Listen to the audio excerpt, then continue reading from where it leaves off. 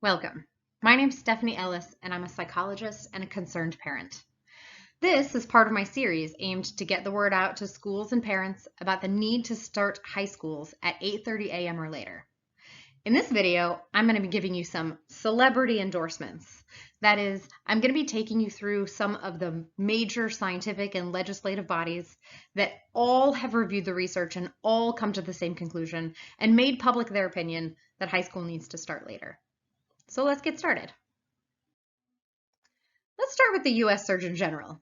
Now, there's going to be a lot of text on these slides. I promise that I'm not going to read them all to you. And if you look down below, you'll always see the research that these presentations are based on. In this presentation particularly, you'll find the place that you can go if you want to read these full reports for yourself. All right? But the U.S. Surgeon General says what educators, school staff, and school districts can do is create positive, safe, and affirming school environments.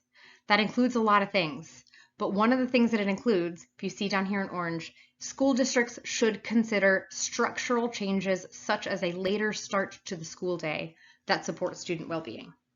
Youth need to stick to a schedule, eat well, stay physically active, get quality sleep, stay hydrated, and spend time outside. We agree. Here's another one. The Centers for Disease Control and Prevention say schools that have a start time of 8:30 a.m. or later allow adolescent students the opportunity to get the recommended amount of sleep on school nights. Right? Early school start times, however, are preventing many adolescents from getting the sleep they need. This is going to be very repetitive, and I mean for it to be. There are so many scientific bodies who know the research and make the same recommendations. So let's hear from a few more. The American Medical Association recommends implementing middle and high school start times no later than 8:30 a.m. because puberty is accompanied by a biological delay or shift in circadian rhythm, right? This would allow teens to have more sleep at the appropriate hours, resulting in improvements in health, academic performance, behavior, and general well-being. Also, the American Academy of Pediatrics. Insufficient sleep represents one of the most common, important, and potentially remediable health risks in children, particularly in the adolescent population for whom chronic sleep loss has increasingly become the norm. The average teenager in today's society has difficulty falling asleep before 11 p.m. and is best suited to wake at 8 a.m. or later. Middle and high schools should aim for a starting time no earlier than 8:30.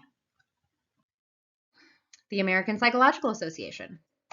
They note in their report a lot of the benefits that are observed from later high school start times. These are some of the things that we talk about through this entire series, okay? They also note the optimal amount of sleep for adolescents is about 9.25 hours a night, okay? And teens are not getting that. And so they come to the conclusion, like all of these bodies do, that delaying school start times so that adolescents begin their instructional day later provides numerous benefits to students and to the community. The National Association of School Nurses says, a significant modifiable factor contributing to insufficient sleep during adolescence is early school start times. They and the Society of Pediatric Nurses support delaying school start times as well.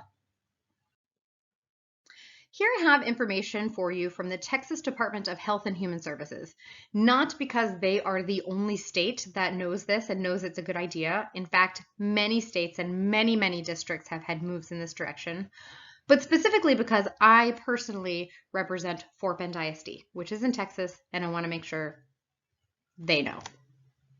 So the Texas Department of Health and Human Services goes through, like the APA did, with lots of things that are associated with insufficient sleep. They know it's bad for academics and physical health and mental health and problem behavior. They know. All right. Increased incidence for suicidal ideation, obesity, school violence, susceptibility to infections, risk of motor vehicle accidents. The list goes on and on and on. See the other videos.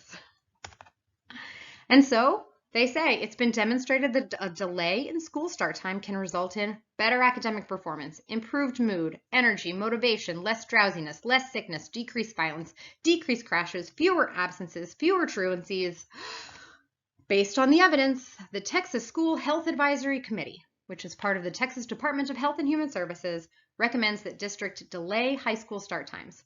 The earliest start time recommended is 8:30 a.m., including extracurricular activities.